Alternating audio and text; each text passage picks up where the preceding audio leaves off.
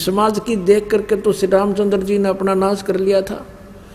एक धोबी के कहते सीता जी को घर से निकाल दिया। क्या समझदारी करी उन्होंने, क्या सुने समाज की।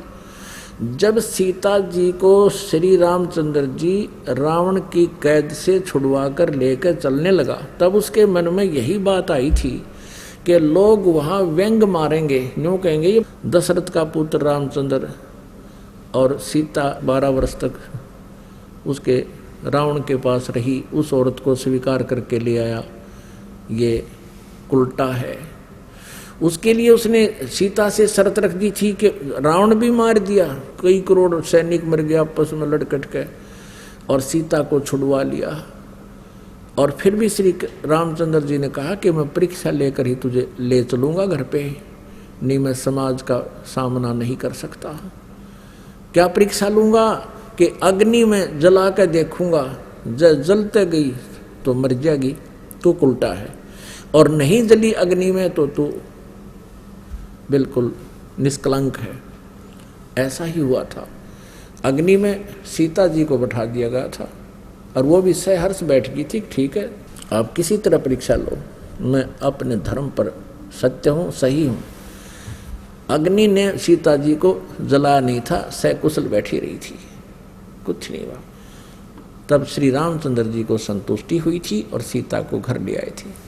और रात को एक धोबी रात्रि के समय भेष बदल कर रामचंद्र जी घूम रहे थे अपने अयोध्या में, नगरी में कि कोई मेरे शासन काल में कोई दुखी प्राणी ना हो, उसकी पुकार मेरे तक ना पहुंची हो, किसी कारण से राज दरबारी ना लाए हों, तो वो स्वयं जानना चाहा करते थे, नगरी में घूमा करते थे। एक धोबी अपनी धोबन ने पीटने लग रहा,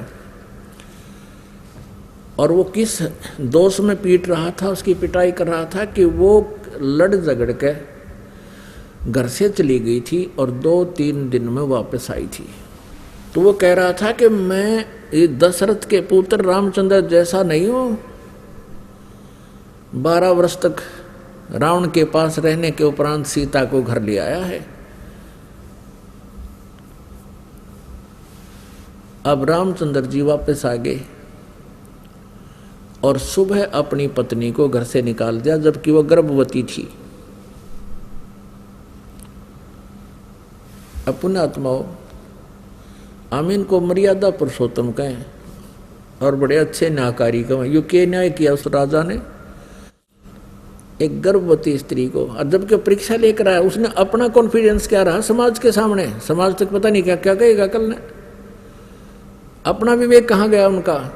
और हजारों आदमियों के सामने उसने परीक्षा ली थी, सीता जी की अग्नि में नहीं जली थी वो, और सबको पता था, सबने बता दिया था ऐसे ऐसे माता निष्कलंक है। और फिर अपनी क्रियाओं पर विश्वास नहीं हुआ और एक गर्भवती लड़की को, अपनी पत्नी को बाहर निकाल दिया। और कारण क्या बताया कि मैं लोगों की दंत ये व्यंग नहीं सहन कर सकता। फिर कल न कोई किसी और के बारे में कह देगा, कोई परसों माँ के बारे में कह देगा, उनको भी निकाल देना। अरे अपना कॉन्फिडेंस हो राजा का, लोगों के कहने से क्रिया करता है, फिर राजा ठीक नहीं है। तो पुण्यात्माओं, घर से निकली थी सीता और कलेजा धड़का मारा।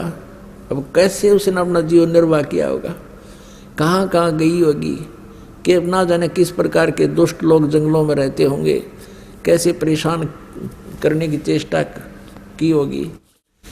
चल ना भी हुई हो, लेकिन एक सोचा जा सकता है। और रहम नहीं भगवान के, और उसको हम भगवान कहा करते